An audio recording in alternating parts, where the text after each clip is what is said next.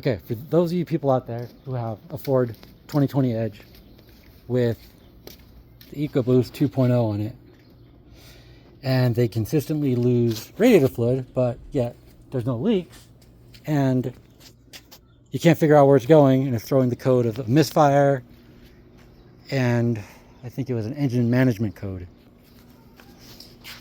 So there's a piece back here that I had to remove,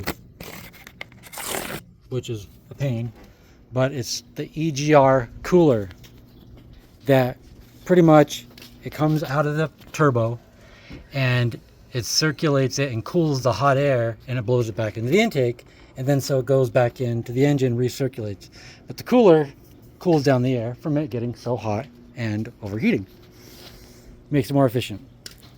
So I pressure tested this, and I would lose fluid consistently, but I wouldn't get any leakage in any of the cylinders. But also the oil was still brown, so it wasn't going into the cylinder, so it wasn't going into the engine. So I went through and I pulled this piece out. That's the cooler. So water goes into here, water comes out here. Recirculation is EGR that goes from here to here, goes through here, cools everything down, and that's how that works. But apparently, if, let's just say your exhaust is going in to here, and it fills up, come here, I need you to hold the camera.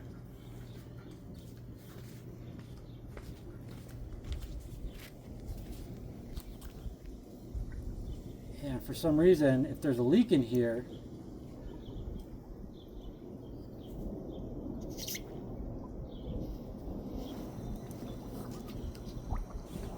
you get bubbles.